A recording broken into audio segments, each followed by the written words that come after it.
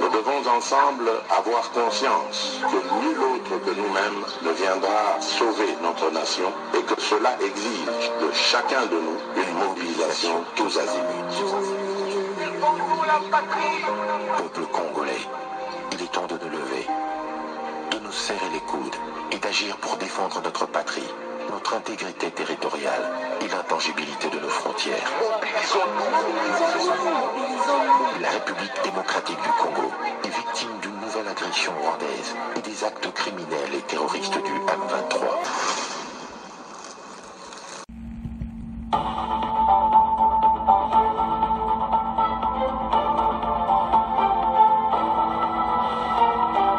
Bonsoir, bonsoir, bonjour, c'est Congo News 24. Bande Konanga, comme toujours avant de commencer notre émission, nous disons merci à Dieu. Nous disons merci à nos chers abonnés et téléspectateurs qui nous suivent partout dans le monde et en RDC. Bande Konanga, soyez les bienvenus. À la une, chers téléspectateurs, on va commencer cette émission Bandeko avec interview. Il y a procureur adjoint Mam Nyang sur arrestation de Kagame et membre né à RDF 123 à la CPI. Donc, Makamboza Minene a expliqué clairement Ndeni Makamboza la Kiboko Yoka, procureur adjoint, il y a CPI Bandeko Mam Mandiaï Nyang. Ezaya Koyinda Esie Yindi. Deuxième point, chers téléspectateurs, retrait des troupes rwandaises déployées en RDC et puis confirmation accord Luanda. Match Zamouboulou. Chers téléspectateurs, émission Nabise Bandi et commettant autosola ensemble Masolo Yamboka. Bandeko interview en direct il y a na Hollande, il y a procureur adjoint Mam Ndiaye, oyo aza ko expliquer Mam Nyang, oyo aza procureur adjoint après quand a ko expliquer comment procédure en ko salama pona ko arrêter batu nyonso basala ki ba crime na Nord Kivu. Janvier, à partir de janvier 2022. Ba troupe rwandaise et les M23 ba kotaki na kisheshe ndetu yebi bakote na nyonso babomaki batu. Alors biso sto yebi dossier ke mikolo oyo bafungola ngona CPI.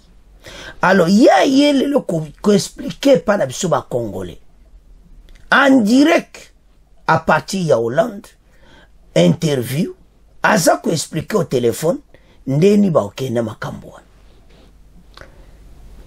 Parce que il y avait une question batwenga ba yeba.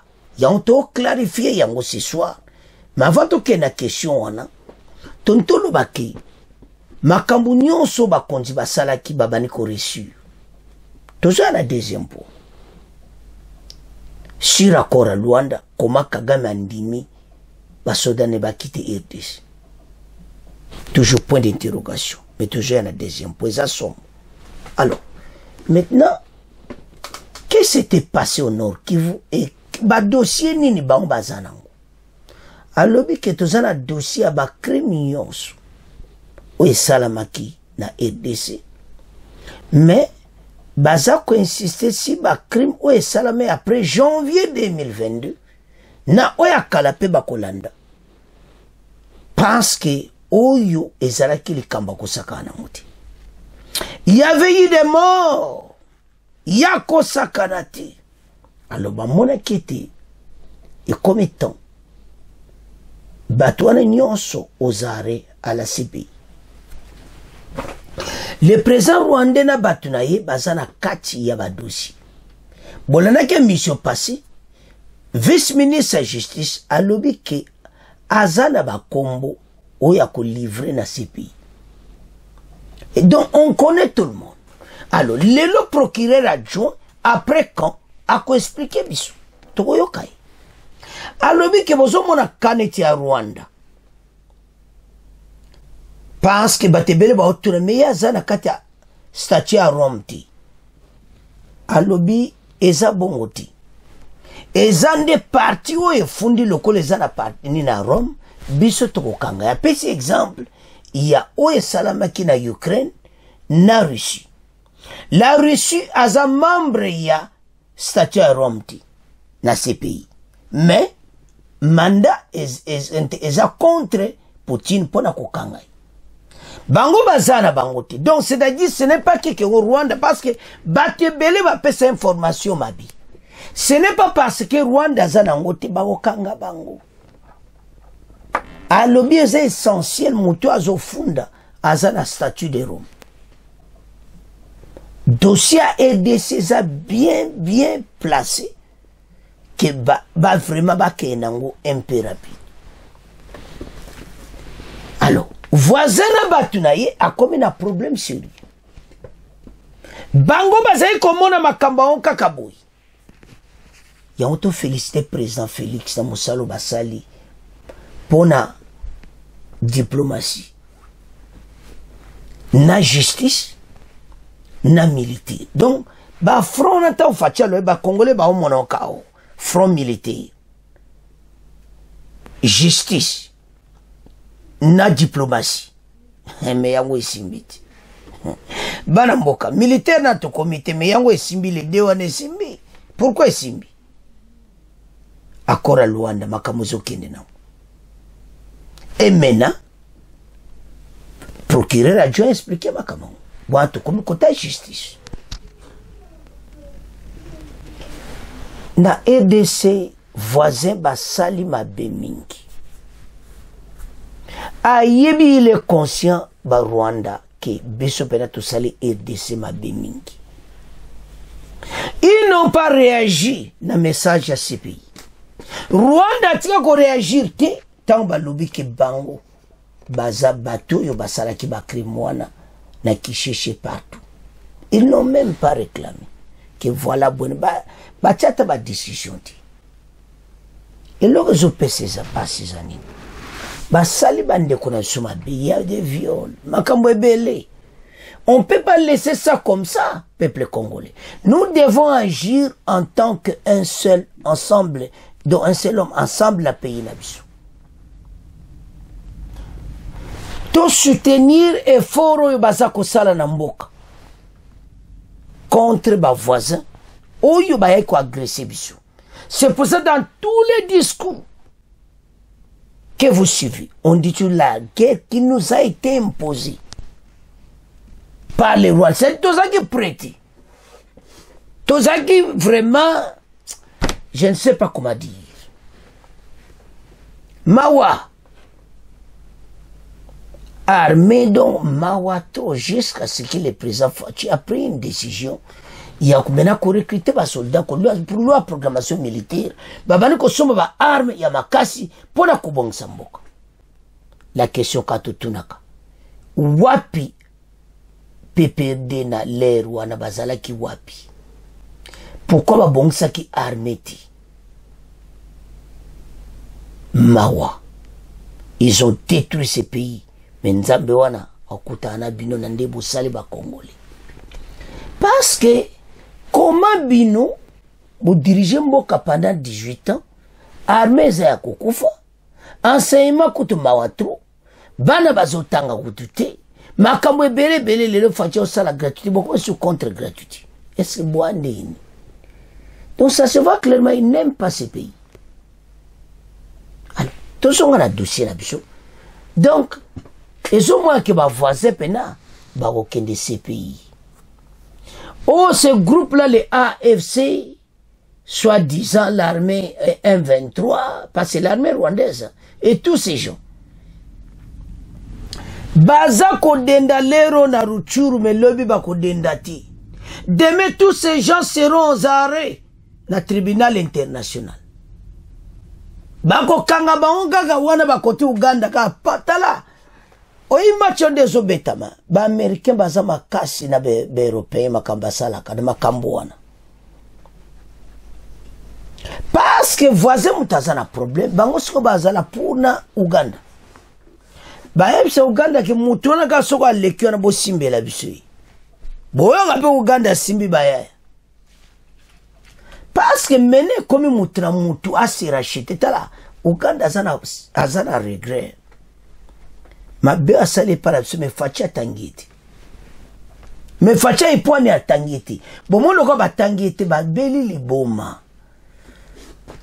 Makama bade ba komi do na ebite soki do ndenge ba komi ko sale fort na makawa o me na lero yo. Ba escrow mo kama be oyo kakaba voisin mo kama be kalawana bozo travailler na biso na farde se bino motemeza kote mususu et maintenant muta como se sauver na marque na ye kope kufi oyo koble kufaka muta nzela na ye kune se yindi yemoko akende CPI eza yako inda esie yindi toyoka sikoyo Niang oaza procureur adjoint ya CPI a yindisa tolanda interview du procureur adjoint Mam Mandiaye Nyang sur arrestation de Kagame RDF et Batna na CPI. La Cour internationale CPI a annoncé lundi 14 octobre la réactivation de ces enquêtes en République démocratique du Congo, notamment sur les présumés crimes relevant du statut de Rome commis depuis janvier 2022 dans la province du Nord Kivu. Invité de Radio Okapi, le procureur adjoint de la CPI, Madame Mandiaye Nyang, explique que ces enquêtes se limiteront pas à des parties au conflit en particulier ou à des membres de groupes spécifiques. Mme Mandiaye Nyang précise cependant que la nature exacte des crimes concernés sera déterminée par les enquêtes. Mais la référence initiale, c'est surtout par rapport aux possibles crimes de guerre et crimes contre l'humanité, fait savoir le procureur adjoint de la CPI. Bandeko, l'heure est grave. Enquête de la CPI au Nord Kivu, la nature exacte des crimes concernés sera déterminée par les investigations, note le procureur. Ces gens ont détruit notre pays, Batambo Kangela Biso Bango. En tout cas, Mandiaye Nyang Oyaza, a procureur adjoint, a expliqué Ango à lobby que ezate pour Rwanda, azana statut de Rome te, ezate ki ba okanga bangoti. Abi Russie, bazana statut de Rome te, me ba tindi arrestation ya ba kontina bango. Donc Rwanda, azana statut de Rome, azana statut de Rome te, masolo na kata CPI. Ako beta grand ba carte. Ba carte wane kozana kati yoka beno kaka Rwanda contre FDLR bazo beta ba carte na kati kuna don oyo kaka o ngamuta AFC ngamuta bo beta ba carte na kata CPI match za mobulu. Alors alobi yango clair bozala na statut de Rome bozala te ekopekisa bango te pona kokanga bango.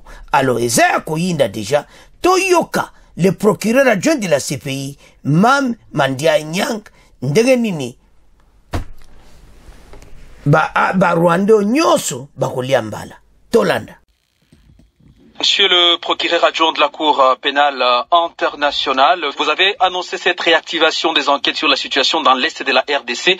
Qu'est-ce que cela veut dire exactement? Cela veut dire que nous allons reprendre nos enquêtes. Vous savez que, comme on l'a dit dans notre communiqué, c'est une situation qui a été ouverte depuis longtemps, depuis que nous en avons été saisis en 2004. Mais cette situation n'a jamais été fermée, mais on a eu une phase d'enquêtes actives qui ont conduit à certains procès. Bon, après quoi, même si la situation n'était pas formellement fermée, nous n'étions plus aussi actifs dans la façon dont on est organisé ici. Vous savez que quand il y a une situation, il y a des cas dont on s'occupe et il y a aussi une équipe qui s'en occupe. Mais à la faveur des différents cas que nous avons eu à amener jusqu'au procès, il n'y avait plus à proprement parler d'équipe désignée et assignée au cas de la RDC, même si la situation était en fait ouverte. Bon, ce que on veut dire maintenant par la réactivation, cela veut dire qu'il y a maintenant toute une équipe qui a encore été désignée et que nous allons en fait reprendre une phase active de ces enquêtes. Vous parlez des crimes présumés relevant du statut de Rome commis dans la province du Nord Kivu depuis janvier 2022. Qu'est-ce que cela veut dire? C'est une déclaration de référence. Mais les crimes commis, vous savez, en fait, on les connaît. C'est-à-dire, dans le statut de Rome, nous avons 4 formes de criminalité qui sont prévues. Les crimes de guerre, les crimes contre l'humanité, le génocide et ensuite le crime d'agression dont l'applicabilité est assujettie à beaucoup de conditions. Bon, dans ce qui concerne la RDC de façon générale, bon, en fait, même si c'est l'enquête qui va déterminer la nature exacte des crimes, bon, mais la référence initiale, c'est surtout par rapport aux possibles crimes de guerre et de crimes contre l'humanité. Et pourquoi la demande introduite par la République démocratique du Congo a pris du temps pour être traitée, malgré l'urgence de la situation sur terrain, spécialement ce que la population est en train de vivre au Nord Kivu? C'est vrai que c'est une situation dont l'urgence s'est toujours révélée, mais il ne faut pas en fait aussi se tromper sur notre mandat. Nous ne sommes pas du Conseil de sécurité avec cette mission de venir arrêter les guerres. Bon, en fait, il s'agit de crimes commis sur lesquels nous enquêtons. Bon, il est vrai que depuis un certain temps et dans certaines situations, il nous arrive maintenant de plus en plus d'enquêter alors même que le conflit est en cours et c'est un peu ce qui est le cas aujourd'hui au niveau en fait, du Nord Kivu. Mais bon, en fait, dire que nous avons tardé à réagir, je crois que c'est aussi ne pas savoir tout le processus qui a été impliqué et qui a été mis en branle depuis longtemps. Nous avons quand même repris langue avec les autorités il y a un certain temps et il y a eu un certain nombre de gestes très forts qui ont été posés. Le procureur Khan s'est rendu en RDC déjà il y a un peu plus d'un an. À la faveur de cette visite, un mémorandum d'entente a été signé parce que comme vous voyez, la criminalité quand même en RDC est une criminalité très large. Et puis autant la CPI veut agir, vous savez que la CPI n'a pas vocation à appréhender la criminalité dans toutes ses formes dans un pays aussi immense et dans une criminalité aussi étendue. Terminons notre entretien. Plusieurs rapports publiés par les experts des Nations Unies démontrent bien sûr le rôle du Rwanda dans la déstabilisation du Nord Kivu, mais ce pays n'est pas signataire du statut de Rome. Est-ce que cela ne pourrait pas-il bloquer la CPI dans cette démarche qu'elle a annoncée? Bon, en fait, nous avons déjà indiqué clairement que la RDC est partie au statut de Rome et la RDC nous a saisi d'une certaine criminalité. Donc, nous allons encaisser. Ceci suffit pour nous donner compétence. Donc, comme vous le voyez, et ça, c'est pas propre à la RDC. Vous voyez que nous avons été très actifs, par exemple, en Ukraine. Ni l'Ukraine ni la Russie ne sont membres même de la CPI. Mais il y a des règles procédurales qui permettent notre saisine en acceptant notre juridiction, même quand on n'est pas État membre. Bon, dans le cas du Nord Kivu, en fait, pour une criminalité qui s'est produite dans le cadre d'un pays qui est membre, cela suffit amplement pour justifier notre compétence. Monsieur le procureur adjoint de la Cour pénale internationale, nous vous remercions. C'est moi qui vous remercie. Omoni makambango bakolia mbala ozala na statut de Rome, ozala na statut de Rome. Tapesi exemple ya Russie na Ukraine, gendenge zaki na Russie na Ukraine. Maintenant Russie aza poursuivi baokanga bango pona ba crime oyo ba kometaki, et puis na côté wana bito part ba le même ozala statut de Rome. Alors bandeko bato yo basali mabemi na mboka na biso. Ils ont détruit notre pays. Ils ont violé nos mamans. Ils ont fait tout ce qu'il fallait les faire. Et maintenant, il est temps. Bateau va répondre à des exactions commises après janvier 2022 au Nord Kivu. Et le procureur adjoint l'a dit clairement que il y a aidé ces années pas si mingi. Gravité. Pas si bayebi les kaki. Nous avons perdu nos collègues. Wakasi makila na mwezo ganga ti yango. Makila na bango eza ko ganga. Tango ba kodi balwe ke toke na 3 fronts: militaire, justice, na diplomatie, tozaki na douti. Mena yango.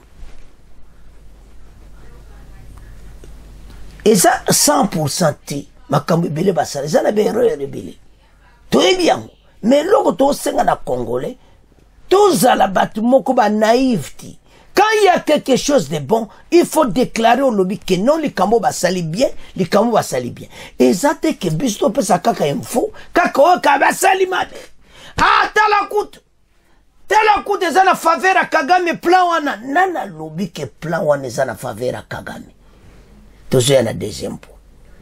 Alors bana mboka, voilà comment ces gens, quand ils commettaient des exactions en RDC, ils croyaient qu'ils vont être libres dans la rue. Nous serons là derrière vous et vous allez répondre à votre acte, vos actes que vous avez faits à nos mamans à l'est de la RDC. Moi, je défends la cause de mon pays. Nalia na olo wapona cause à pays nanga. Oyo bino boyebo BBC toko tika binoti. Bandeko batu oyo. Non. Tala. Likolo boko yoka. Batu oyo il faut pena. Ba fungula tamba okota kaka donc CPI pena porte pour les bayambi ba ngaka. Nakata CPI oh. Pas c'est trop. Oyo ba on ba sal na mboka na biso tile so na vandi na petit ba calcul na bia batoyo. Et maintenant, il continue. Tu es ça qui binote. Tout qui est directement na point na suko. Tu tiki premier point à procurer la CPI. Na maboko na bino bo commenter ndenge exactement ndenga lobby bande ko bo partager yango. Aza procureur adjoint makambo a lobby ko sala mandenge wana que ce n'est pas que Rwanda aza na statut de Rome te ba okanga bango a petit exemple la Russie match za mubu donc un jour ka bazo 4 sakaka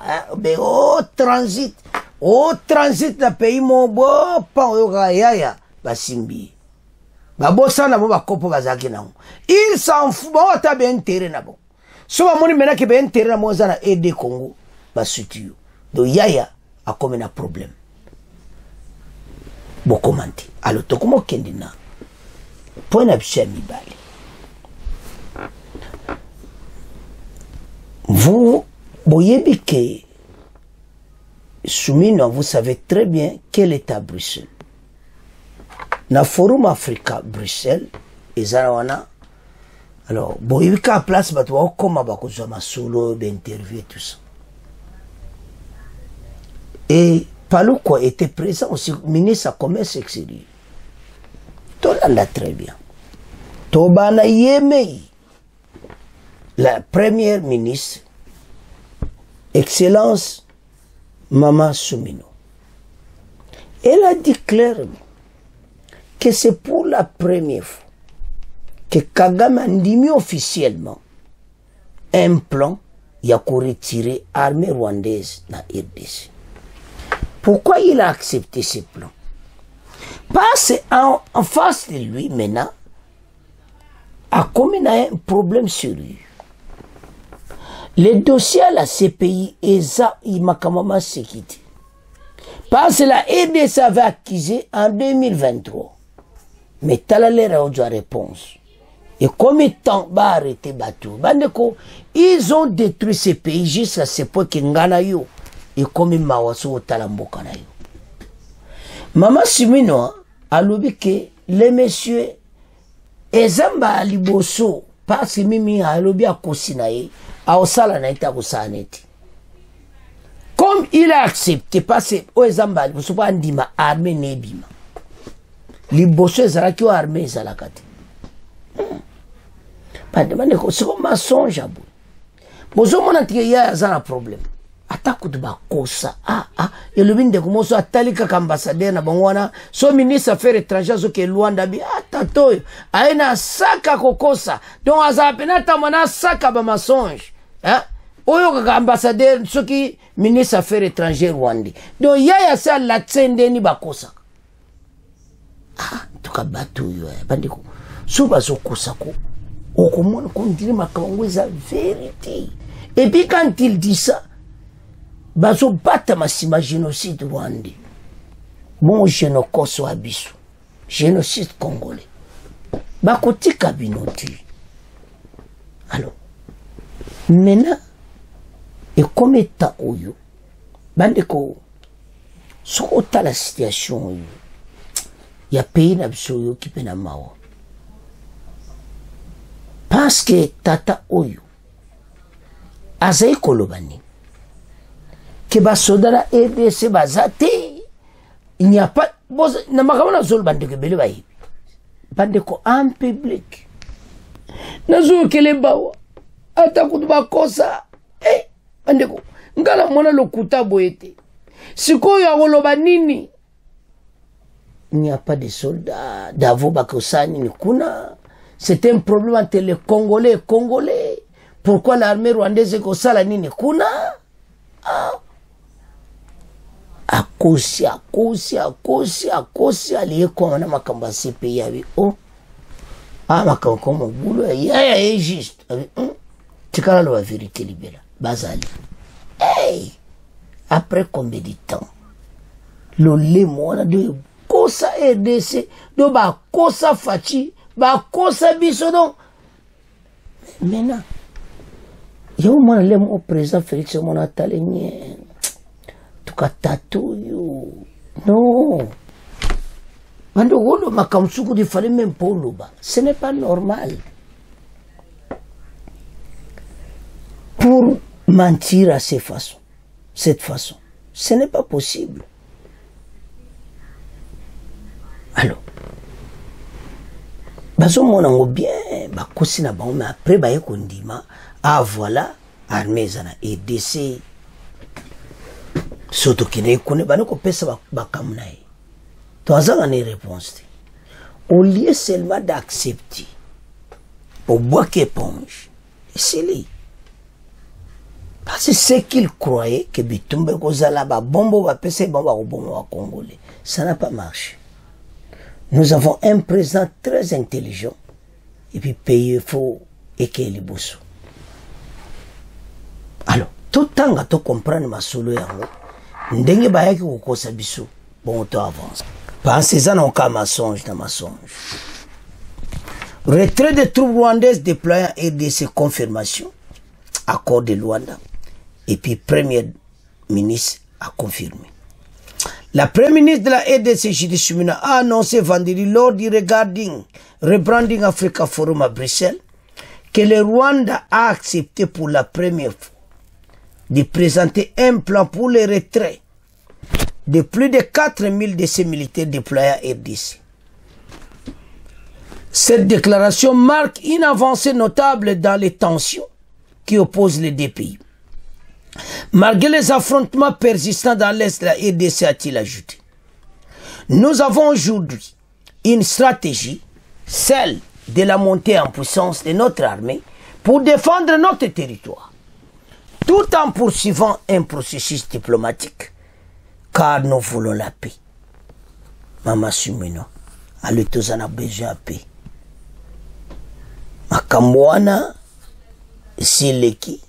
Maintenant, tout le monde a la liboso. Tout le cas, tout avance.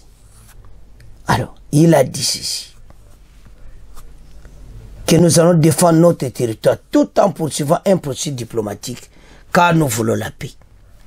Elle a précisé que parallèlement à ces retraits des troupes rwandaises, la RDC poursuit son plan de neutralisation des milices FDLR, Force démocratique de libération du Rwanda, une tâche qui selon elle, l'armée congolaise mène depuis plusieurs années. Bandeko Tolanda Sikoyo extrait Oyo bon auto-développer Masolo. Nous avons aujourd'hui une stratégie de dire nous montons en puissance notre armée pour défendre notre pays. Nous sommes aussi dans un processus diplomatique parce que nous voulons la paix. Et il y a des accords de Luanda aujourd'hui qui sont en cours. Enfin, pour la première fois, le Rwanda vient d'accepter de donner un plan de démantèlement, un plan de retrait pour plus de 4000 militaires rwandais sur le sol congolais. Donc, même si nous, on l'a dit, on nous dit que nous devons nous donner un plan pour le désengagement des miliciens FDLR, on l'a dit, bon, c'est quelque chose que nous avons fait depuis des années et que nous continuons à faire, mais enfin, aujourd'hui, on met le doigt sur la problématique. Il y a des soldats rwandais en RDC, ce n'est pas moi qui le dis, il y a des rapports certifiés par les Nations Unies. Et donc, à partir du moment où c'est le voisin qui vient agresser, c'est à lui de se retirer de chez nous. Chers téléspectateurs, tu l'as dit, Bissognos. Boitala. Bolandi, Premier ministre, n'a expliqué. Alors, pour la première fois, à Salabon, Andi m'a retraité l'armée rwandaise. Parce que vous avez dit que l'armée est l'armée n'a aidé ces bazati. À cause, tellement que va coincé trop, azana choisi les Américains va coincé, les Français, parce que comme c'est Koufa qui va dire quand vous disiez que toi tu vas complice, tu es bien. Mais ce que tu fais, c'est sauver la marque. Les États-Unis vont commencer à pressionner le Konaï. Mais c'est donc, au Yoka place va salimber mais en retard. Tu es bon déjà. Alors, avance. Donc, ce que tu as là, au moins, a clairement qui, pour la première fois, ça va se donner la RDC. Après, va voir crier, va conflit, après, voir Koboma battre, au sala Oyowana, c'est pour la première fois. Akocho armée naïe, babi mali banda, ya RDC immédiatement. Bande ko, pays Oyo, en tout cas, so tali pays outi, yoko salona mawa. Le pays a été envahi par des Rwandais partout. Et alinga salon sumbala Oyo plus me kole kawana. Soba fachiba ki sajte. Moi mindu kyo bazana ngoba yebete biso peto zano ya makasi. Nous allons gagner cette guerre, puis il faut la mouton que RDC mutagayaki. Masali biso ma bemingi. Pays ko vivre makambo tozo vivre ti. Ba Rwanda bazamala mute biso zaki hospitalier pana bango. Ba yena mboka na biso ba bandi suko balukela biso. Voilà les erreurs au Rwanda basala RDC. Oleke ba vivre kaka ndenge nde bayaki. Non. Bango ban balaksa ko leke, et puis pas seulement ça. Ba kotina makamabi. Les jamais makamu belé na l'est. Quand on voit tout ça, ça tourmente. Maintenant, il est temps qu'on agisse librement et un peu rapide. Parce que ces pays, il faut tellement. Alors, surtout au tala tio le vino. Pays na biso. En tout cas, biso stosasima, il y a armée na biso. Poto to bunda bitumba ou. Ce n'est pas terminé. Encore loin de aussi là. Bato un peu va consommer les sous. Donc il faut armer ma casse na ba frontière. Alors, sans plus tarder, tolanda extrait ou yupo. Sozo tala makambo yo. Ezamawa. Bandeko. Wana sikoyo eza Julien Paluku. Julien Paluku alobi boy. Alors, est-ce que celui-là est une menace contre un pays voisin? Donc voilà les discours que nous devons vous amener pour que vous compreniez que souvent vous vend du vent pour que ces vents vous chassent de la possibilité de venir vous investir en République démocratique du Congo. Je l'ai dit souvent, les véritables mobiles de la guerre à l'Est, c'est connu. C'est la recherche du coltan, c'est la recherche du diamant, c'est la recherche de l'or. Et malheureusement, l'Union européenne a signé un protocole pour signer, je ne sais pas, l'achat des minéraux avec celui qui n'a pas de gisement. Que malheur, biso toana nyonso passe bazana forum Afrique Bruxelles. Biso sana nyonso. Mais bino bozo kangamana mutoyo, bosien ba koda yaza ku makamo kuda okena jugement. Do aza mutu moko ayiba minéraux na biso. Mais bozo ke na yi et c'est qui na mindelo bazara ki wana. Le président rwandais a comme un problème à kosaganati partout bazotangaye mais il faut atika. Parce que si on continue à makamou liboso kosikose armeni bazate melelo. Plus de 4000 bolani premier ministre. Bazo continue des exactions. Bazo continue ko bomba congolais. Et on en a marre. Tout qu'on dit mal shooter. Il est temps que ce pays s'élève. Tout quand il bitumba oyo, tout bebiso nyonso. Baje ya batu oyo. Parce que nyonso bakwa ko sala RDC tout ko bebisa nyonso. Basa na plastique.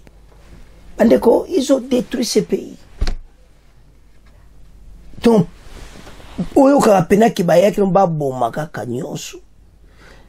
Bomi batu, ba bouleverser infrastructure, ba sali oyo wana. Pona ba homu tawolo ba mawazati. Alors, yango menezo senga gouvernement asa na batu makasi partout. Pona ko contredire batu. Effectivement, nous allons gagner cette guerre. Tokotika batu oti. Ils ont salama wa so natali na bia. Non, non. Est-ce possible? Alors, bandeko. Kagama komena suka. Na batu na ye. Ba luka ndeni akosa. Nefse binoki. Ba luka ki biso. Ba fronyo so facha baki militaire. Justice. Diplomatie. Facha kena. Eza nzela. Deje salami. Bango mu bakungolo bana bango na bango. Bakungo bana bango. Parce que yeli bango ngai. Armée rwandaise, baluka kibiso. Mais bayeba ete. Toujours kende. Biso be tout ça quoi avancer. Tu es comme plus fort que bango. Parce que nous avons tout. Ba uranium. Yo sa ba fusée. Tu ou t'es pas na biso. Bino bolo bani pas na biso. Alors bandeko. Toi, to landi vraiment émission. Makambo oyo bato basal lamboka na biso ezopesa pasi pe mawa, mais nous allons gagner cette guerre. Tozana esengo que vraiment makambo est wana ndenge ba signé wana ekokende très bien comme ça bato ba quitter le sol congolais. To bon samboka na biso. Mais ba yeba ke zapona libela bazonga shute kwa sambula mboka na biso. To yebi bango. Ba lui on va donner les noms. Il y a bateau au sale incursion à Wanakati. Na tout ça c'est qu'ils font na kati à RDC. Bateau na nyonso. Ba comme un problème sérieux à venir. Mais baye bayete et comme étant. Parce que yemo ki komba lu baki nanta bazana musika na des chansons oui ezaka bon. Mais andimi premier engagement à signer armée ne babim. Quand andimi premier engagement donc nyonso ko sala mandenge wana. Et puis batwana ba komona makamna bandeko ba détruire mboka na sala ndenga mukete ba banda kala même avant ba sama kama M23 ba incursion ba koti ba bimi ba yiba minere ba lekana. Donc c'est comme ça qu'ils vivaient des années. Et maintenant mutu mokote oyo même ba ko tike la bateau le sunzila. Il faut to bundati na suka et nous allons gagner cette guerre. Bandeko, pays n'a pas photo téléma. En tout cas, tu comment tu émission na maboko na bino. Bon continuer à s'abonner à la chaîne au Congo News 24, bon partager bandeko nangai. En tout cas, guerre à tezo umela, makamo bele umeli, tozo salaka ba victoire. Na direction nyoso ba okende. Tu vas gagner match. Alors, banamboka. C'est à ce point que comment clôturer l'émission. Bon, continuez à s'abonner massivement. Au revoir. À la prochaine.